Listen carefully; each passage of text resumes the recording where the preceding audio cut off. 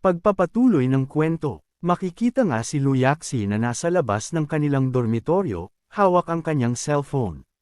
Sa kanyang isip, nagsisimula siyang mag-alala, bakit hindi sumasagot si Linzin sa mga messages o tawag ko?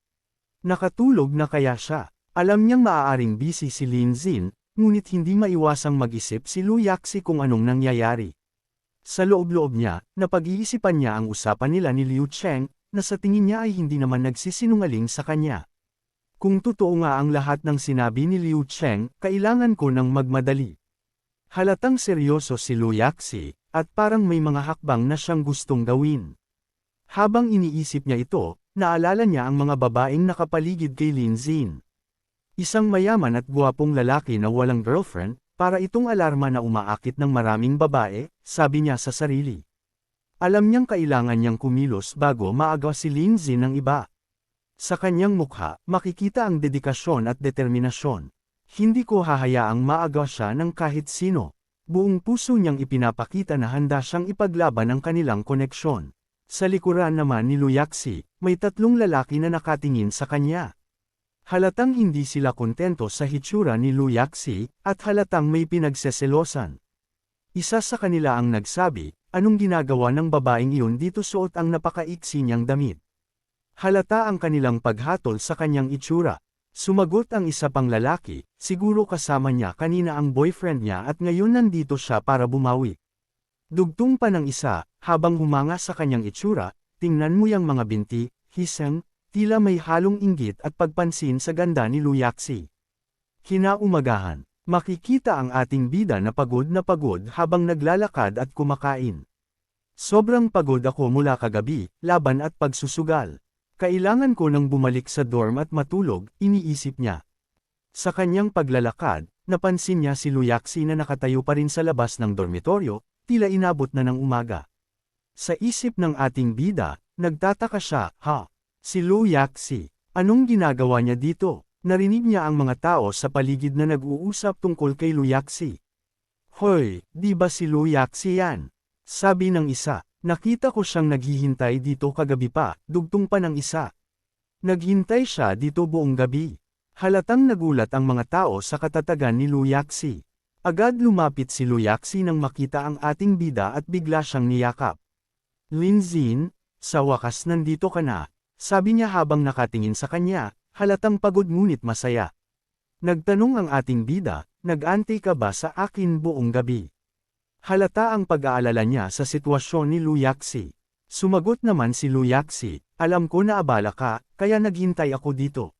Gusto ko lang malaman mo na naiintindihan kita, sabi niya, ipinapakita ang kanyang pasensya at pagmamalasakit.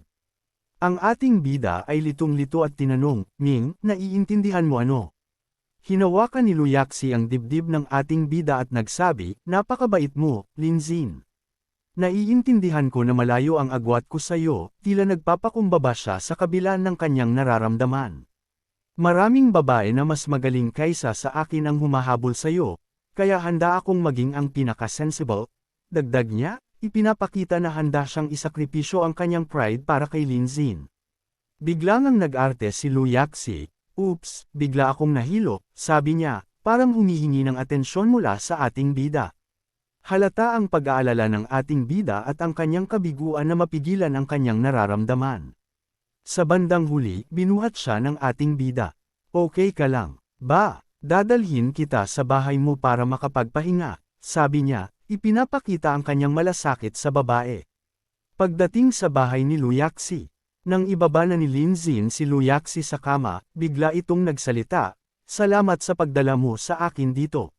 Nabigla ang ating bida at napasabi na lang, hindi ka pa ba natutulog? Sumagot naman si Luyaxi, Linzin, napakabait mo sa akin, sabi niya habang hinahawakan ang kamay ng ating bida. May halong lamang at pagpapasalamat ang kanyang tinig. Umupo si Luyaxi mula sa pagkakahiga at nagsabi, dapat pagod ka na mula sa trabaho kagabi, kaya hayaan mo akong i-relieve ang pagod mo sa pamamagitan ng pagbibigay ng masahe. Sa isip ng ating bida, napapaisip siya, buong gabi siyang naghintay sa akin, pero ngayon gusto pa niyang magmasahe.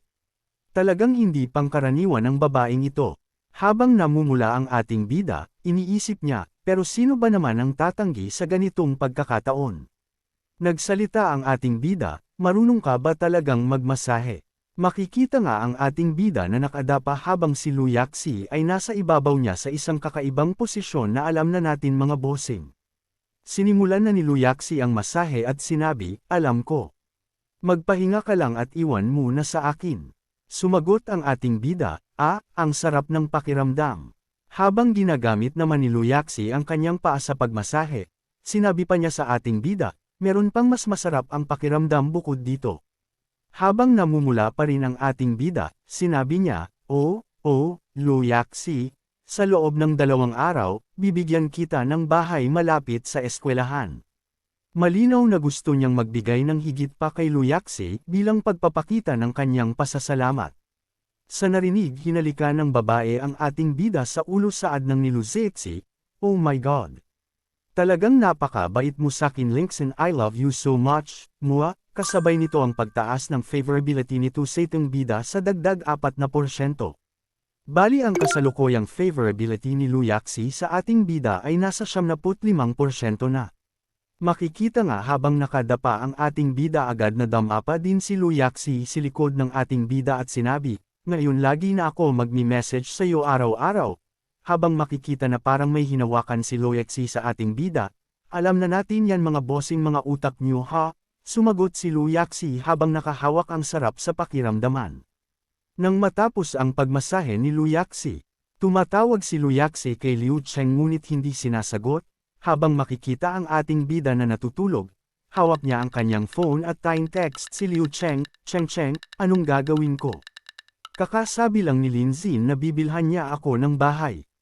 Dagdag pa niya, dati 1,000 lang ang ginastos niya para bilhan ako ng Doon bag, at ngayon gusto na niyang bilhan ako ng bahay. Tama ba ito? Halata ang pag-aalinlangan ni Luyaksi sa sitwasyon. Nang mabasa ni Liu Cheng ang message, napasigaw siya, ano? Bibilhan ni Linzin ng bahay ang babaeng yan. Si Liu Cheng ay agad na sumagot sa text ni Luyaksi, talaga. Ibinigay niya sa'yo, kaya pwede mo na kunin. Dagdag pa niya, wala akong pakialam dyan kasi mayaman naman si Linzin, kahit pa mag-aksaya siya ng pera sa mga aso at pulubi.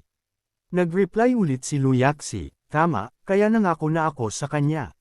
Dagdag pa niya, kakakilala ko lang kay Linzin pero ang dami na niyang ginastos para sa akin. Nakakahiya na nga, sinabi pa ni Luyaksi, pero teka, hindi ko narinig na ginastusan ka ni Linzin. Bilang magkaibigan, ang sikreto mo naman. Galit si Liu Cheng sa sagot ni Luyaksi, putik, ang kapal mo. Nag-reply si Liu Cheng, hindi importante ang pera. Ang mahalaga ay ang relasyon namin ni Linzin. Dagdag pa niya, Yaksi, hindi mo naiintindihan ang nararamdaman namin. Samantala, si Luyaksi ay nakahiga at tinatitigan ang kanyang telepono. Iniisip niya, hey, ipapadala ko sa iyo ang selfie namin ni Linzin kapag binilhan niya ako ng bahay. Dagdag pa niya, magpakainutol ka na lang at magalit. Nang sumapit ang hapon, makikita ang ating bida na bagong ligo, sinasabi niya, ang sarap matulog matapos ang masahe ni Luyaksi kanina. Biglang tumunog ang kanyang telepono. Nang tingnan niya ito, bumungad ang mga mensahe mula sa mga babae. Mensahe ni Luyaksi, Linzin, nasaan ka? May sasabihin ako sa'yo. Mula kay Liu Cheng, masakit pa rin ang bewang ko, pero ang sarap. Kailan tayo kakain ulit? Kasama ng litrato niya. Si Miss Yanya naman nag-text, Mr. Chen, may nakita akong profesional na team, mas stable na ang chip development. Kung may oras ka, magkita tayo. Si Xia Yapshua naman, ngayon inayos ko ang mga koleksyon sa museo kasama si Master, tapos may natuklasan ako. Si Cao Cao, Linzin, pauwi na ako pagkatapos ng shooting. Gusto kitang makita bago ako umalis. Nagulat ang ating bida at malakas na sinabi, bakit ang daming impormasyon? 1 araw lang akong di nagbasa. Habang kinakamot ang ulo, sinabi niya, dati ako ang nagmamessage sa kanila, pero hindi sila sumasagot. Ngayon, lahat nagbago. Dagdag pa niya, oops, ang dami namang babae para paglaanan ng pera, pero paano ko sila haharapin? Tapos bigla nag-message si President Che, Mr. Chen. Dumating na ang kotse na in-order mo. Kailan ko ito ihahatid sa'yo? Sa isip ng ating bida, nako, nakalimutan ko ang tungkol sa kotse, pero wala pa akong sapat na pera. Agad siyang nag-reply, salamat, Mr. Che. Ako na lang ang kukuha ng kotse. Habang napahawak sa kanyang baba at ngumiti, sinabi ng ating bida, libre ako mamaya, kaya tingnan natin kung kasing guwapo ng litrato ang kotse.